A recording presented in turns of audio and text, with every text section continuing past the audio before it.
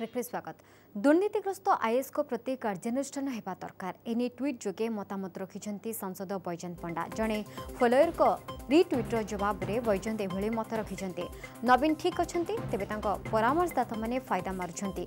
किसी मंत्री ऑफिसर नवीन का नार फायदा ने फॉलोअर जनक रिट्वीट करते। यार जवाब में बैजयंत कहते मंत्री नुहे किसी ऑफिसर को विषय चर्चा हो निकट में नवीन बाबू किसी दृढ़ पदक्षेप नहीं दल और सरकार को यह नुआ जीवन देछि।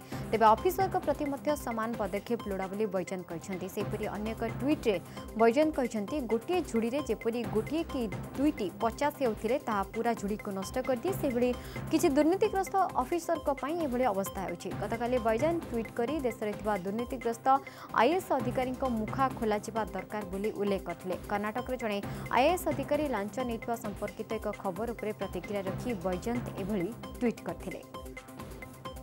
दुर्नीतिग्रस्त आईएएस ऑफिसर को संपर्क में बैजयंत का ट्वीट उपरे मत रखी वरिष्ठ कांग्रेस नेता देवाशीष पट्टनायक कहते जे बैजयंत पंडा उक्त ऑफिसर का ना स्पष्ट कले यह ओडिशावासी भल है। सेपरि कृषि मंत्री दामोदर राउत प्रतिक्रिया रे कहते बैजयंत जहाँ लिखिं भल तेबे जहाँ को इंगित कर ना सार्वजनीन करंतु।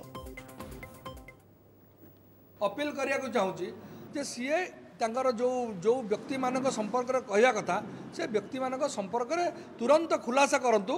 खुलासा कले ओडिशा राज्यर स्वार्थ जदि किए लुटिके खाऊची आमे जानिया कथा सी निजे कहवा उचित ओपनली कहवा उचित जे को लोक नहीं को नेता संगे मिसिकी को ऑफिसर खाई।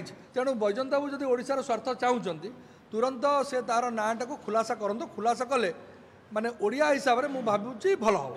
सेंती बैजयंत बाबू जो कथा कहउचंती जदि तांक पाखरे तथ्य अछि ताको पब्लिक करदा कथा जदि तथ्य अच्छी सीधा तौर दे आईएएस अफिसर हूँ मंत्री हूँ एमएलए हूँ जी हूँ करप्शन टाक तो कहीं सारे तेणु एक से कहते धन्यवाद जनाऊँ कि से किए आईएएस अफिसर कौट कौन कर से कहले भल हम।